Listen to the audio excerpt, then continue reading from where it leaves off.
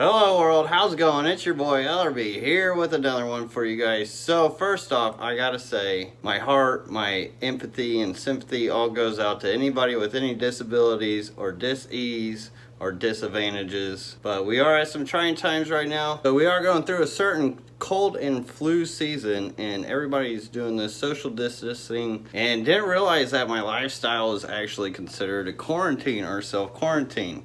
So I've actually gotten really good at this self-quarantine thing. So something you can do while you're on self-quarantine, and I highly recommend this because it can be very peaceful, very zenful, very just easy on the soul. Great for stress relief and all that. So I'm gonna say, as many of you guys may assume, was to get an aquarium, but really what I want to say is to just get reconnected with Mother Nature. And aquariums are great for that. They're absolutely awesome for that. But even going outside and just getting reconnected with Mother Nature, where we come from. We all come from this planet. That's one thing we all have in common. Well, I don't know. There may be a few aliens out there, but majority of us come from this planet. Now, one absolutely great ways to get yourself connected with Mother Nature and to have fun and some enjoyment while you're in self-quarantine and get to learn more about her is by doing these aquariums. They're often just as hard as we make them out to be. This tank, for instance, absolutely no filter.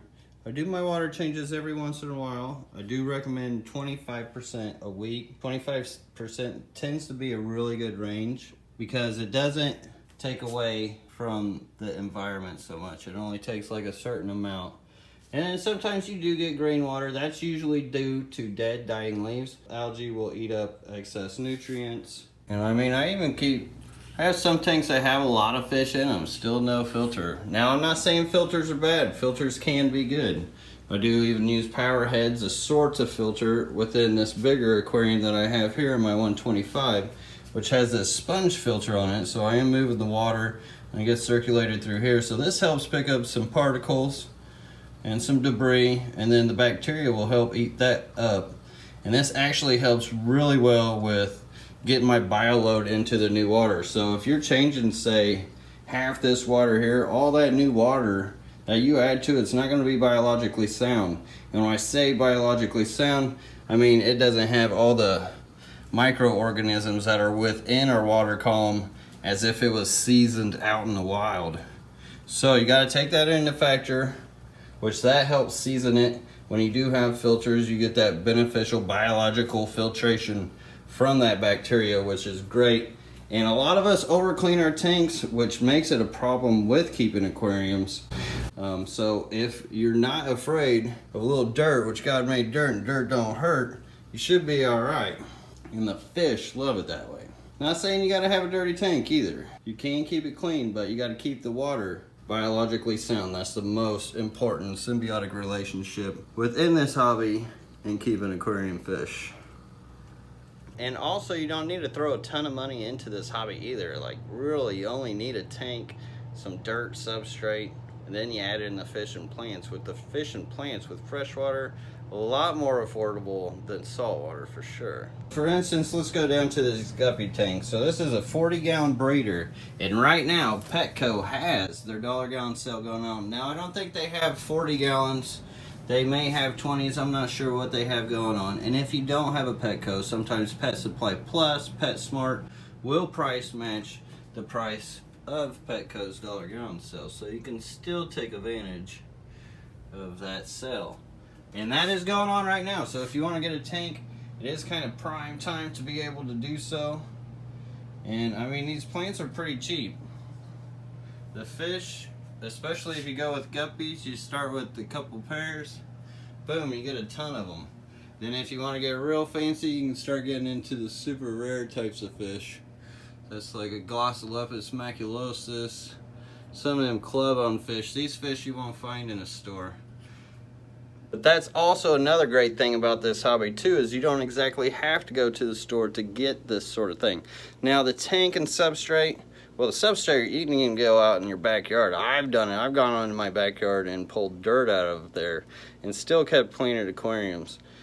So you don't necessarily have to go to the store for that. The tank, they're kind of hard to ship. But there's a lot of people online that actually do retail with fish and shrimp and plants and stuff like that. So there's tons of people. I home breed stuff myself. There are wholesalers, importers, and whatnot out there that can help you get this multiple tank syndrome. So I do gotta warn you, it can be super addicting too. As you guys can see here, I've got tanks on tanks on tanks on tanks. I've got tanks everywhere.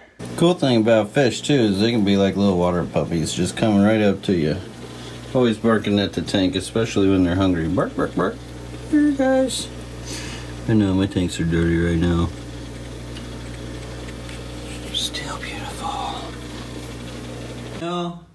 You know, I've often asked myself, is keeping an aquarium right and ethical too?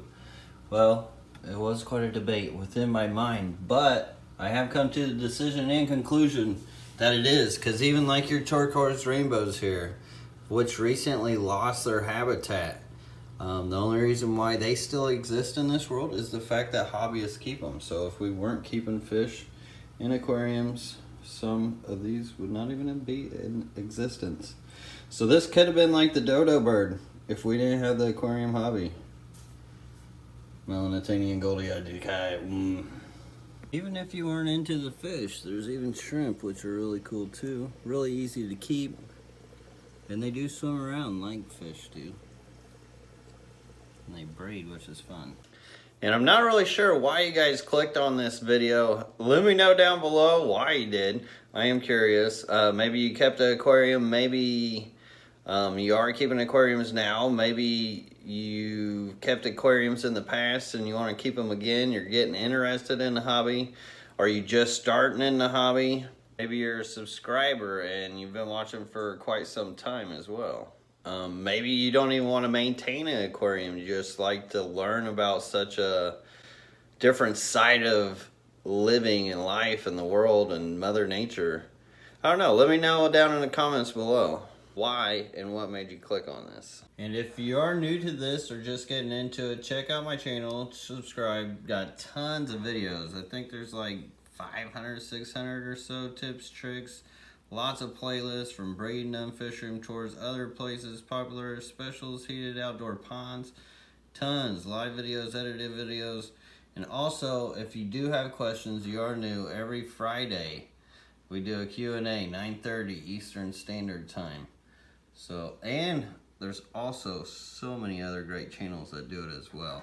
So that should be helpful for you to get started. There's definitely lots of information out there for you. Obviously, I can't do it all in one video, but just try not to make it as hard as it can be. Like, you gotta take the human error out of it. Anytime you can take the human error out of it, let Mother Nature do her thing. Like, I've got so many tanks full of fish. No filter, just Mother Nature. Just get that biologically sound water like I was talking about. Which is also known as the cycle. So if you don't know how to cycle a tank, definitely YouTube search that. It's pretty easy. You just kind of let water mature for a couple weeks. Or you can use an old dirty sponge or filter. I even sell mulm. And also, oh, if we sneeze in your box, we'll give you a new one. So don't worry about that. The stuff that gets caught up in this filter sponge here, which is that beneficial bacteria, and it can easily cycle up a tank super fast. That's actually what I use at trade shows if I want to set up a tank real fast and put fish in them. Even like cardinals, like this is no filter. This is all these guys have. But that dirty mold, that beneficial bacteria, it can cycle a tank super fast, and it's cheap. Just Mother Nature. And aquariums aren't the only way to do it too. Here's a paludarium, so you can have out of water and in water. You gotta excuse the dirty glass. I haven't cleaned it. Kind of newer tanks got biotomes, but there's a really cool newt in there. Did try to get an up close video of the newt, but like I said, it's super dirty. I don't have time to clean it off right now. There are antlers and shrimp in there with them, but I absolutely love this pilomoss growing with this hydrocotyl back here. Absolutely beautiful. Always on the move. Terrariums are also fun too. Man, I love these guys. It's just so great to come in here and just look at the life that is given within these aquariums, and it's constantly changing.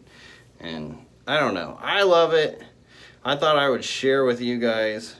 Hopefully I can get you guys more involved in, you guys do whatever you want, but I'm just sharing Mother Nature with you. I hope you guys reconnect with Mother Nature, and I hope all this blows over soon. We get back to our own, I would like to say normality, but what is truly normality at that?